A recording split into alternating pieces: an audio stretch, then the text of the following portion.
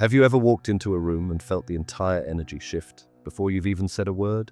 Suddenly, people get quiet, awkward, defensive. But here's the brutal truth no one ever tells you clearly. When your energy is truly powerful, it doesn't just influence people, it disturbs the hell out of them.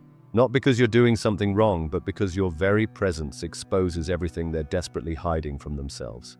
Carl Jung revealed this clearly decades ago. He called it the shadow, those parts of ourselves we bury so deeply we pretend they're not there. But your energy wakes these hidden parts up in other people. That's why they suddenly act weird, defensive, passive-aggressive, fake smiles covering real tension. Understand this clearly. It's never you they're reacting to. It's what your presence triggers inside them. If you've ever been called too intense, too much, or felt guilty simply for existing, pay attention. Because until you learn how to master and protect your powerful energy, you'll keep shrinking yourself just to make others comfortable, and it will quietly drain your life away. I'm not just going to explain why this happens. I'll show you exactly how to protect your energy, set invisible boundaries that actually work, and finally stop absorbing other people's chaos. By the end of this video, you'll understand exactly why people get uncomfortable around you, and more importantly, you'll know clearly how to stop diminishing yourself to soothe their insecurities. But before we dive deeper, let's clarify one critical thing. What the hell do we actually mean by energy? Because if we don't define it right now, this whole conversation is going to get dismissed as woo-woo nonsense. And this isn't that. This is psychology. This is physics. This is real. When I say energy, I'm not talking about crystals or incense or chanting under the full moon. I'm talking about the field you carry, what Carl Jung called psychic energy, your thoughts, your emotions, your unconscious drives. All of that forms a charge. And that charge doesn't just stay locked inside your body. It leaks, it expands, it broadcasts to the outside world. Jung believed every single person walks around with a psychic field that interacts with others constantly. You're not just talking to someone's mouth. You're interfacing with their unconscious mind, their childhood wounds, their hidden fears, all of it. That's why some people feel instantly magnetic and others just feel off. Now, fast forward to modern science. What does quantum physics say? It says everything is energy. Matter is energy. Thoughts are energy. Emotions, energy too. Your body is literally vibrating atoms in motion. And just like a tuning fork can affect the frequency of another nearby fork, your internal state affects the people around you without words. Let me make it real simple. Have you ever walked into a room where two people just had a fight? They're not yelling anymore, but you feel it, like static in the air. That's not imagination. That's energy residue. Your nervous system detects that tension without anyone needing to explain it. And on the flip side, have you ever met someone whose presence instantly made you feel calm, like your whole body just exhaled? That's also energy. You're syncing up with their frequency. Your body is mirroring them, literally. Look up mirror neurons in neuroscience.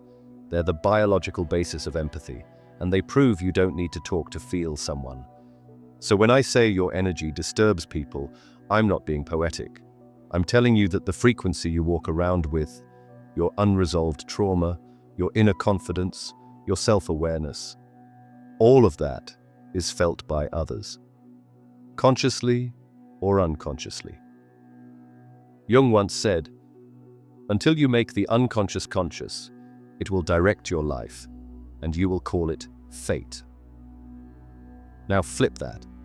When someone else hasn't faced their unconscious, and you walk in fully present, your energy becomes a mirror, and they don't like what they see. So no, you're not imagining it. You're not too much. You're just tuned in. And that's rare enough to rattle the ones still asleep.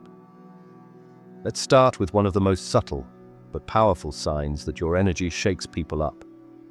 People feel nervous around you, and you haven't done a damn thing. You didn't raise your voice. You didn't say anything controversial. You barely even spoke. But suddenly, Their body language shifts. They avoid eye contact. Their laugh gets fake. Their hands fidget. And you're sitting there thinking, what did I do? And here's the truth. You didn't do anything. Your energy did. Let me break it down for you. People who haven't dealt with their own inner chaos, people who are emotionally disconnected, insecure, hiding behind a mask, they walk around wearing psychological armor all day long. Armor built from avoidance, denial, pretending everything's fine when it's not, and then you walk in, clear, present, unapologetically aware. You might not even realize it, but your presence carries clarity, and clarity is confronting to people who live in distortion. Carl Jung called this projection. When someone's unconscious baggage gets too heavy to carry, they throw it onto the nearest person who makes them feel something they can't explain. So suddenly, they're uncomfortable around you. Not because you're mean, not because you're doing anything wrong, but because your very presence is pulling their shadow to the surface, and their nervous system panics. They don't know how to name it. So what do? They get awkward. They laugh too hard at your jokes, or over-explain themselves, or go quiet like they just saw a ghost. And you're sitting there thinking, am I being too intense? No. You're just holding a frequency they're not used to. Let me give you a simple metaphor. Imagine someone's been sitting in a pitch-dark room for years. Then you walk in and flip on a light. What happens? They squint, they flinch, they might even yell, "Turn it off!" Not because light is bad, but because they've gotten comfortable in the dark. That's you. You are the light. And they're reacting to how unfamiliar truth feels. There's even neuroscience to back this up. Your nervous system is wired to pick up microsignals, nonverbal cues, posture shifts, tone fluctuations. When someone near you is fully grounded and authentic, their nervous system radiates coherence. And people who aren't used to that, their own system starts glitching. Literally, their heart rate goes up, their cortisol spikes, their mirror neurons start misfiring because their brain doesn't know how to match your frequency. So no, you're not too much. You're not making it weird. What you're doing is holding up a mirror. And that's the thing about mirrors. Some people see themselves and rise. Others see themselves and run. But let them. That reaction has nothing to do with your worth, and everything to do with what they've been avoiding in themselves. But now let's talk about a sign that really messes with people's heads, especially yours if you don't know what's happening. Strangers randomly challenge you, or hit you with passive-aggressive energy out of nowhere. You walk into a store, you're polite, calm, you just ask a question. And the clerk gives you that tone. You know, the one, dry, condescending, just enough attitude to let you know they've got a problem. And it sure as hell ain't about the price of milk. Or you're at work. You present an idea in a meeting, confidently, clearly, and someone immediately tries to one-up you. Not because your idea was flawed, but because they felt your presence and their ego couldn't take it. Here's what's really going on. Your energy signals strength, inner stability, self-possession, clarity, and that makes certain people feel small. Not because you made them feel that way, but because they're already carrying insecurity they haven't dealt with. So what do? They attack. Not directly. That'd be too obvious. They go passive-aggressive, snide comments, sarcastic jabs, undermining your tone, questioning your intent. It's not a conversation, it's a power game. Why? Because when someone's identity is built on control, image, or approval, and you walk in with nothing to prove, they feel the imbalance. They feel exposed. Their ego goes into defense mode. Psychologically, this is called ego threat, when a person perceives someone else as superior in a way that challenges their self-image. In a 2004 study from the University of Michigan, researchers found that people who are more insecure about their self-worth are far more likely to react with aggression when they feel challenged, especially by someone who doesn't even realize they're triggering them. So you're not imagining it. That weird tension from the waiter, the snarky comment from the co-worker, the random dude trying to flex on you in a gym. It's not random, it's ego defense. Because deep down, your grounded energy feels like a threat to someone who's still performing. Let me give you a metaphor. Imagine two people standing in front of a mirror. One has spent years building themselves up, externally. Looks, titles, followers, reputation. But inside, still unsure, still looking for validation. The other person, you, show up with presence, quiet confidence.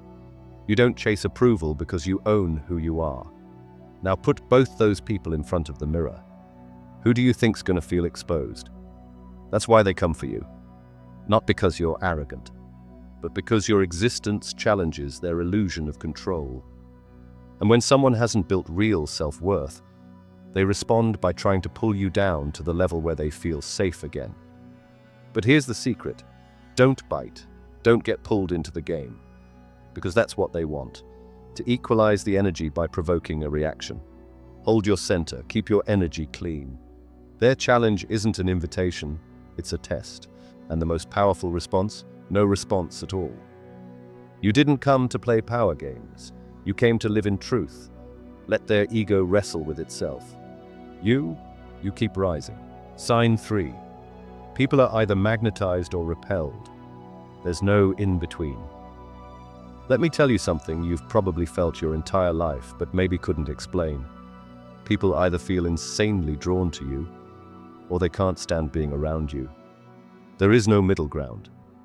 They either open up to you within 5 minutes, like you're their long-lost soul guide, or they avoid you, criticize you, or ghost you fast. Sound familiar? Here's why. Your energy doesn't just sit in the background like wallpaper. It demands alignment. People feel it, deeply, even if they can't articulate it. And here's the kicker. Your energy unconsciously forces people to choose. It's like your presence flips an internal switch in them. Do I want to face myself right now? If the answer is yes, they lean in, fast, they open up, trust you, feel safe with you, not because you're being overly nice or performative, but because your frequency feels like home to the part of them that's been starved of truth. But if the answer is no, they bail, they get judgmental or quiet or cold. Because something about you makes them feel seen, and that terrifies them. Here's the psychological mechanism behind this. Emotional resonance. We naturally sync with the emotional frequency of the people around us. This is hardwired. Mirror neurons again.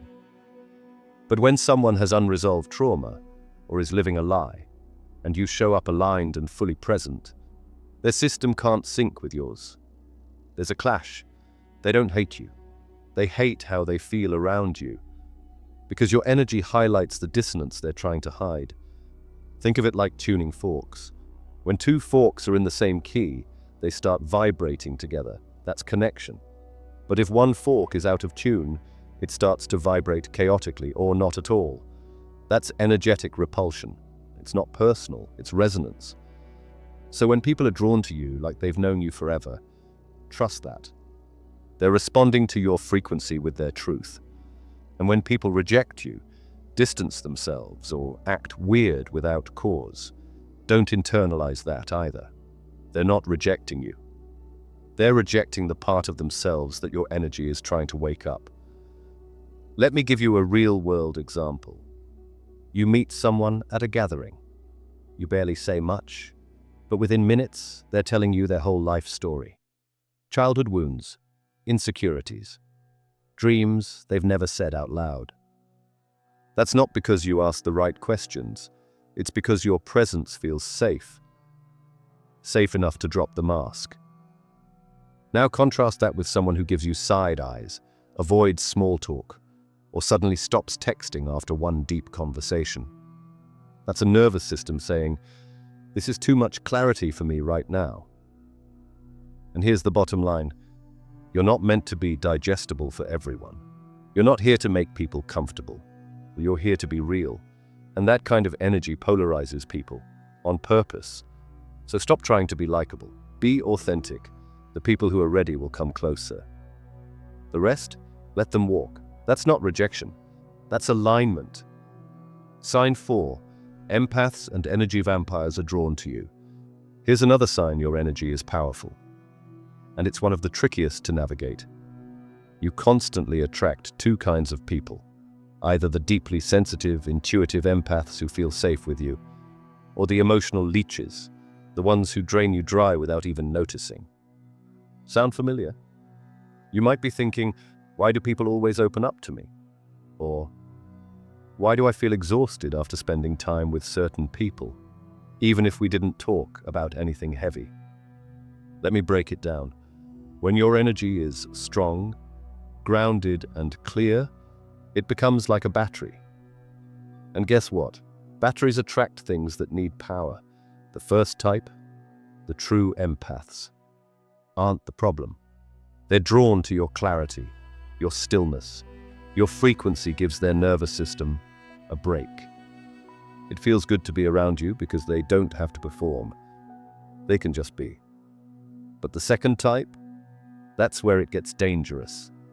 These are the people who don't know how to regulate their own emotions, people who haven't done the inner work, but crave the relief that your energy gives them. They confuse your presence for their peace, and when they find you, they cling fast. Not because they respect your energy, but because they want to feed off it. This isn't spiritual dramatics, it's psychological mechanics. In psychotherapy, it's called emotional co-regulation. People with dysregulated emotional systems, especially those with anxious or disorganized attachment styles, often attach themselves to people who feel emotionally safe to help regulate their internal chaos. So what happens? They vent, trauma dump, overshare. They lean on you like you're their therapist, healer, savior, all without asking if you signed up for that role. And if you're not conscious of it, you absorb it, you carry it, you walk away feeling heavy, foggy, drained, like you've just run a marathon in your mind. Let me give you a metaphor. Your energy is a clean lake. Empaths come to sit by it, feel its peace, and maybe leave a flower behind. Energy vampires?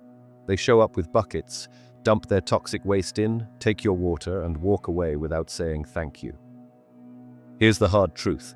You're not here to be a dumping ground. You're not a rehab center for broken souls who refuse to take responsibility. Yes, it's noble to hold space, but it's self-betrayal if you let others siphon your life force because they're too afraid to face their own shadows. And if you've been conditioned to be the strong one, the healer, or the emotionally mature one in every relationship, listen closely. That conditioning is exactly what makes you vulnerable to this dynamic. Because your light doesn't just attract love, it attracts need. And your job isn't to meet every need. Your job is to discern who deserves access to your field.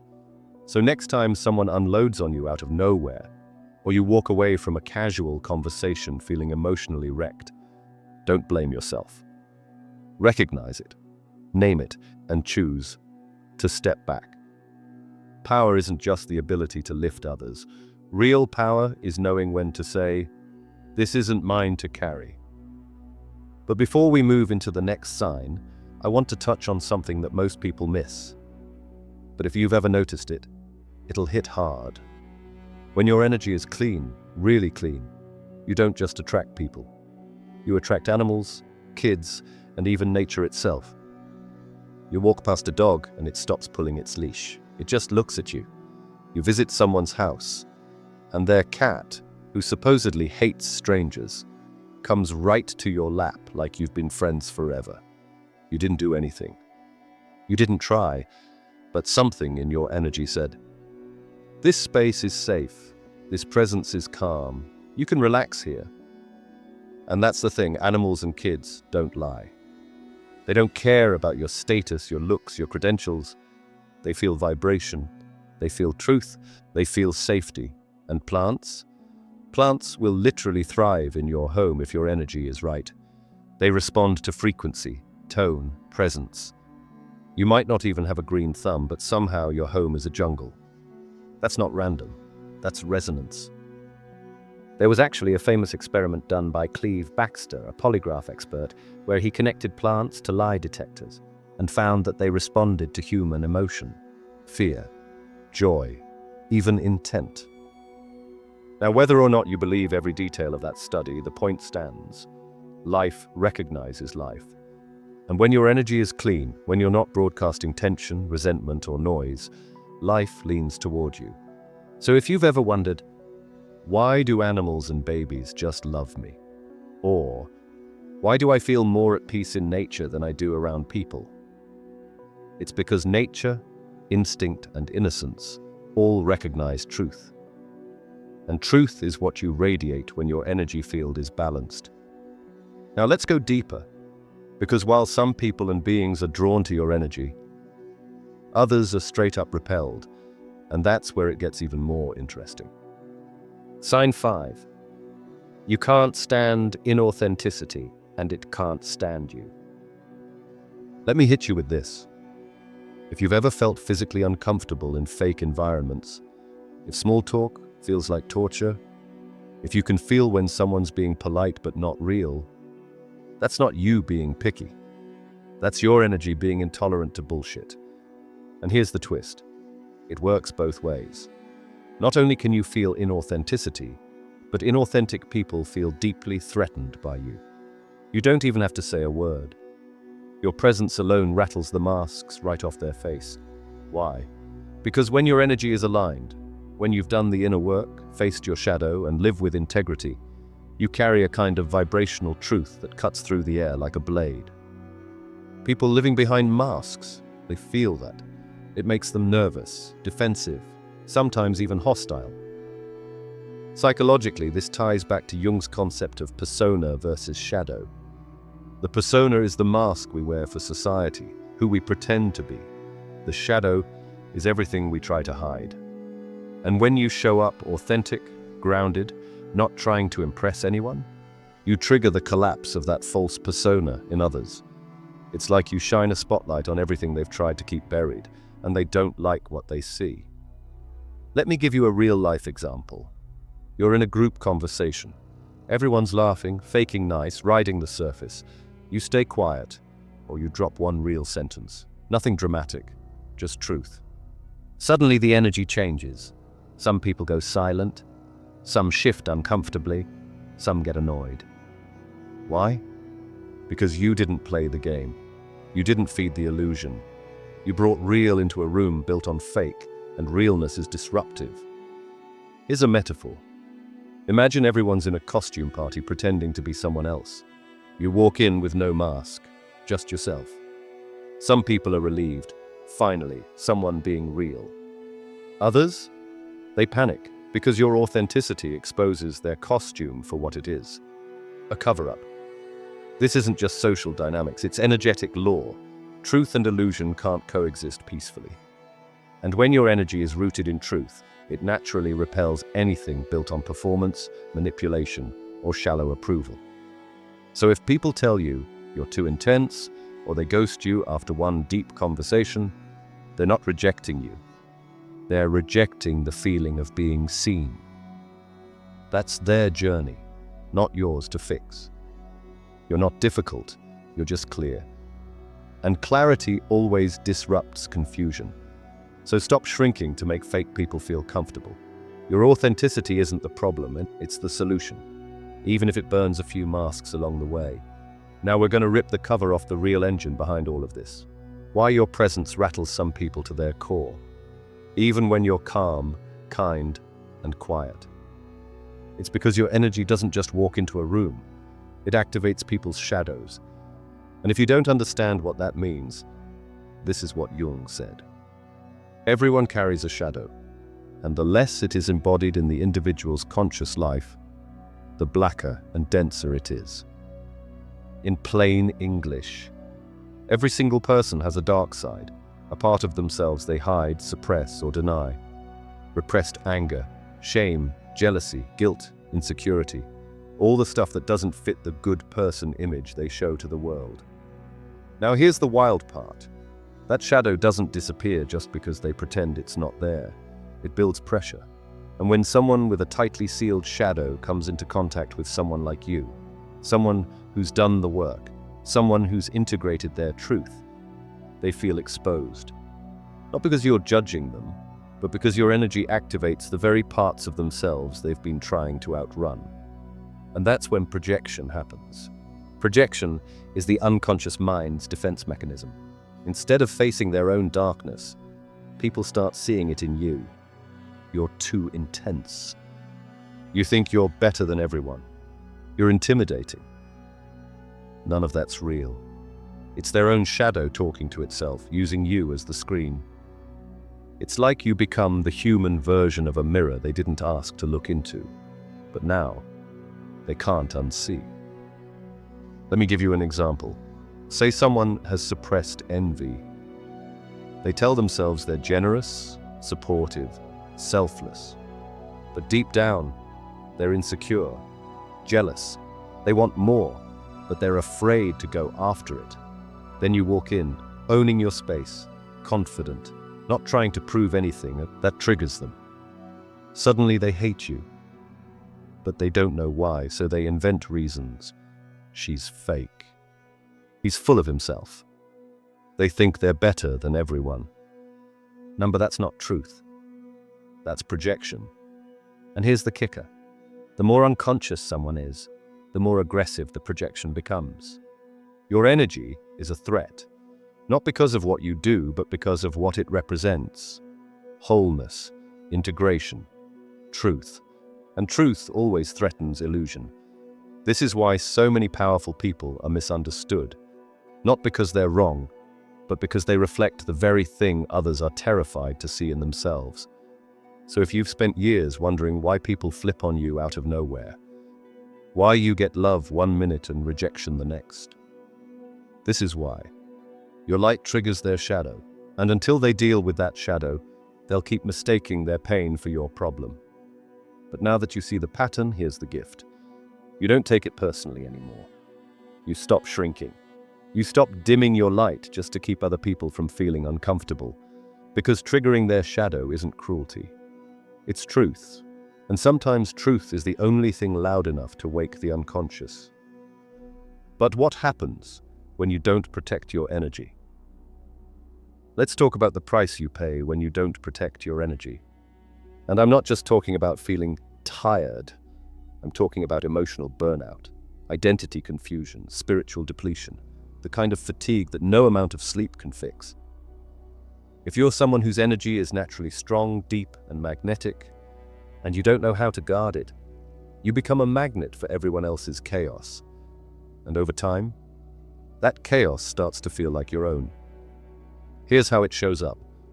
First, you start doubting your instincts. Then you will get drained by conversations that used to feel energizing. Or you start waking up anxious for no reason. You say yes to things you feel are wrong, just to keep the peace. And you can't tell where you end and other people begin. That's not you being too sensitive. That's what happens when your energetic field is wide open and completely unfiltered. Imagine walking around with no skin, no protection.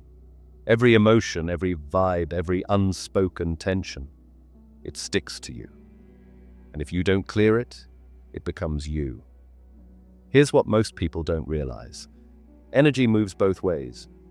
You're not just broadcasting, it's a two-way channel. So if someone dumps fear, guilt, shame, or resentment into your space, and you're wide open, you absorb it. Your nervous system starts to carry a signal that's not yours.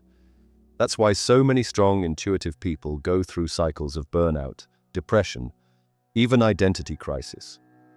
Because they've spent years playing emotional sponge, thinking they're helping, when what they're really doing is self-sacrificing. Let's go deeper. There's a term in psychology called emotional contagion, and it's exactly what it sounds like. You can literally catch someone else's emotions through tone, posture, facial expressions, even if they never say a word.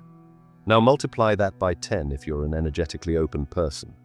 You don't just feel someone's mood, you internalize it. And if you don't set boundaries, you start making decisions that aren't even yours. You chase goals that don't light you up. You carry guilt that doesn't belong to you. You lose the signal of your own soul because it's buried under everyone else's noise. Let me be clear. You can't fulfill your purpose if you're full of other people's energy. Your power needs protection. Not walls, not coldness, but conscious, intentional boundaries. You need space to check in and ask, is this mine? Or did I pick this up from someone else? And if the answer is not mine, let it go. No explanation, no guilt. Because if you don't protect your energy, the world will use it. And it won't ask for your permission first. From here on out, your energy is not a public resource. It's sacred, and the people who deserve access to it, they'll know how to honor it. But how to set energetic boundaries without becoming cold? Let's get something straight. Having boundaries doesn't mean you become a cold, distant, don't talk to me kind of person. It means you finally decide to stop bleeding for people who wouldn't offer you a bandage. And if your energy is strong, if you're the one people come to for advice, clarity, or comfort, you need boundaries like oxygen. Not just emotional boundaries, energetic ones. Because without them, you're constantly leaking power. But here's the good news. You don't need to yell. You don't need to justify. You don't need to explain. You just need to get clear. Let me break it down. An energetic boundary is an invisible contract that says, here's what I allow into my space, and here's what I don't. And it starts with one simple shift. You stop managing how others feel and start managing how you respond. You're not cold. You're just not emotionally available to everyone anymore. And that's power. Now let's talk how to do this. Practically. Step 1. Ground yourself before every interaction. This doesn't mean meditate for 30 minutes. It can take 10 seconds. Before you walk into a room or answer a message, mentally say, I'm grounded. I choose what enters my field. I don't absorb what's not mine. This primes your nervous system to observe instead of absorb. Step 2. Visualize a filter, not a wall. Walls block connection. Filters protect it. Imagine a thin layer of light, like mesh, around you. It lets love, truth, and clarity through. It blocks guilt, manipulation, chaos. Step 3. Learn to say no with zero explanation. Every time you over-explain a boundary, you subconsciously apologize for having one. Stop doing that. No, that doesn't work for me. I won't be available for that. I'm not the right person for this conversation. Period. No guilt. Step 4. Watch who you give emotional access to. Not everyone deserves the backstage pass to your soul. Just because someone is hurting doesn't mean it's your job to fix them. Just because they want your energy doesn't mean they've earned it. Ask yourself this often. Does this person restore me or drain me? That question alone can change your life. And here's the mindset shift that seals it all. Boundaries aren't about pushing people away. They're about holding your energy high enough that only those ready to meet you there can stay. It's not rejection, it's selection. You're curating your life. Not everyone makes the guest list. Let me give you an example. You're on a call. A friend starts dumping negativity again. Same story, same drama. You've heard it 100 times. In the past, you would have sat there, absorbed it, nodded politely. Now, you stop them. Calm, clear. Hey, I care about you, but this isn't something I can hold space for today. That's a boundary. Simple, director, loving. And guess what? The right people will respect it. The wrong ones, they'll try to guilt you. And their reaction will tell you everything. Because your boundary will expose their relationship to control. Real ones adjust, users resist. So here's the rule. You protect your peace like it's your paycheck. Because truthfully, it is. Here's a daily energetic cleanse. Let's get something straight. You don't need to move to a mountain, wear all white, or burn sage like it's your religion just to keep your energy clear. Real energy hygiene isn't about rituals. It's about consistency. And if your energy is strong and sensitive, you need a daily reset the same way your phone needs to recharge overnight. Because if you don't, you wake up running on other people's programming. Let me show you how to cleanse your energy field, fast and simple. Step 1. Breathe like you're flushing a system. Before you even touch your phone in the morning or after any intense interaction, stop. Close your eyes. Breathe in through your nose for 4 seconds. Hold for 4. Exhale slowly through your mouth for 6. Now here's the key. While exhaling, mentally say, I release anything that isn't mine. Because you'd be shocked how much energy you've picked up that was never yours to carry. That anxiety could have been your partner's. That heaviness could have come from a stranger in line behind you.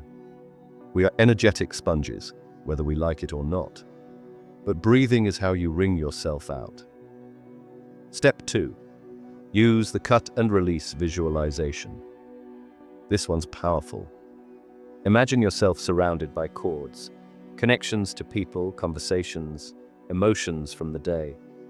Then imagine a clean blade, like a sword of truth, and mentally cut every single cord that doesn't serve you. Say it in your mind as you do it. I return this energy to its source and I call my power back to me. You don't have to believe in magic for this to work. Your subconscious runs on imagery. This trains your brain to release emotional attachments and reclaim your focus. Step 3. Ground with a simple statement. After releasing, anchor yourself. Say something like, I am in my body. I am in this moment. I choose what I carry. Why? Because high-energy people tend to disassociate without realizing it. You get stuck in your head, looped in other people's emotions, or floating in the future. This pulls you back to your power, to presence. Bonus: nighttime reset 2 minutes before bed. Before you fall asleep, take just 2 minutes to do this. Sit, breathe. Then mentally scan your day and say, I rebuke all negativity. That alone will change how deeply you sleep. You're not just resting your body, you're clearing your field. This isn't about being perfect, it's about staying tuned in. Because when your energy is clean, everything else gets clearer. Your intuition, your boundaries, your decisions, your self-respect. You're not foggy because you're lost. You're foggy because you're cluttered. Cleanse daily, not for show, but because your energy is the currency you spend every second, and you can't afford to give it away without checking the bill. So now, how to stop absorbing other people's emotional chaos? Let's get brutally honest. If you don't master this one skill, you'll constantly feel like life is happening to you, not through you. You'll walk into a room feeling fine, and 10 minutes later, you're anxious, irritable, or exhausted, and you have no clue why. Here's why. You're not just empathic. You're energetically porous, which means your system automatically syncs with the emotional frequency of whoever you're around. And unless you learn how to stay sovereign, you're going to carry other people's fear, shame, tension, or insecurity like it's your birthright. This isn't just spiritual talk, it's neuroscience. Your brain is wired with something called mirror neurons. They literally mimic the emotional state of the people around you. It's how babies learn. It's how empathy works. But if you don't set an energetic boundary, it becomes emotional contamination. How to stop absorbing other people's chaos and start owning your emotional state. Step 1. Recognize the transfer.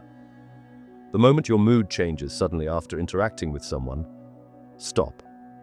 Ask yourself, was I feeling this before I spoke to them? If not, congratulations, you just caught the transfer. That's step 1. Awareness is 80% of the battle. Step 2. Use the mental armor trick. Right before you enter a space that feels heavy, work, family, a toxic group chat, use this line mentally: their storm is not my weather. Simple, sharp, cuts through the static. This phrase tells your subconscious, I can witness without absorbing. I can care without carrying. Step 3. Stay in observation mode. not absorption mode. You walk into a room. The energy is off. People are tense. Don't match it. Don't try to fix it. Just observe. Literally say to yourself, I'm observing energy, not becoming it. This anchors your consciousness in witness mode, which stops the automatic emotional download. Step 4. After contact, shake it off. Literally. Your body holds onto energy like static on a sweater. So when you leave a conversation that felt off, shake out your hands, stretch, or physically move. Walk outside. Do a hard exhale like you're blowing that crap out of your system. Even just saying, I release what's not mine. As you move your body, resets your nervous system. The bottom line, you're not here to be a sponge. You're here to be a lighthouse. Sponges soak up everything, clean or dirty. Lighthouses hold position no matter the storm. They shine, they guide, but they don't get dragged under. So from now on, stop absorbing other people's chaos. You witness it. You stay clear. You stay powerful. Because the world doesn't need another empath who's exhausted. It needs one who's sovereign. Why you have this energy? Let me say something that might hit deep. You weren't given this level of energy just to survive life. You were given it to change it, to shift it, to wake people up. But first, it had to wake you up. People with powerful energy often carry painful pasts. Not because they're cursed, but because pressure creates presence. Trauma forced you to observe, to read rooms, to sense danger before it arrived. That hypersensitivity, that awareness, it was survival. But over time, it became your gift. And now you walk into spaces and feel the undercurrent before people even speak. You sense the lie behind the smile. You see the tension under the surface. And most people don't get it. They say things like, why are you so intense? Can't you just relax? Why do you have to go so deep all the time? Because you're not here to skim the surface. You're here to disrupt the fake, expose the hidden, and call people back to their truth. That's not an accident. That's your design. Carl Jung called this journey individuation. Becoming your true self by facing your unconscious and integrating your shadow. You've done that, or you're in the middle of doing it. And the result? Your energy isn't just present, it's alive. It's activated. It carries a frequency that says, I've been to the dark. I'm not afraid of yours. That's why people either lean in or run. Your presence confronts them with a choice. Stay asleep or wake up. Powerful energy and misunderstanding. Here's the thing. Powerful energy, people are often misunderstood because they weren't born to fit into broken systems. You're not here to blend in. You're here to break patterns in your family, in your community, in yourself. But listen closely. Just because you're built for it doesn't mean it's easy. Your strength might have isolated you. Your insight might have cost you friends. Your energy might have drawn people who used it, drained it, or feared it. That wasn't punishment. That was preparation. Because now, you're not just intuitive, you're aware. You're not just empathic, you're strategic. You're not just sensitive, you're awake. So stop asking why you're different. You were never supposed to be like them. You were supposed to remember who you are and then help others do the same. That's the purpose behind your energy. It's not just power, it's a calling, and it's time to answer it. Final challenge. Let's lock this in. If this hit you in your chest, if you saw yourself in these truths and felt that fire wake up inside you, then I want you to drop it loud and clear in the comments right now. I own my energy. This isn't just a comment. It's a line in the sand. It's you telling your old self, your doubts, and the entire damn universe. I'm done dimming. I'm done apologizing. I own who I am. And if you're serious about protecting your energy, mastering your mind, and stepping all the way into your real power, then smash that subscribe button and turn on notifications. Because we're just warming up. And what's coming next? You won't want to miss it. And listen, If this message spoke to your soul, don't keep it to yourself.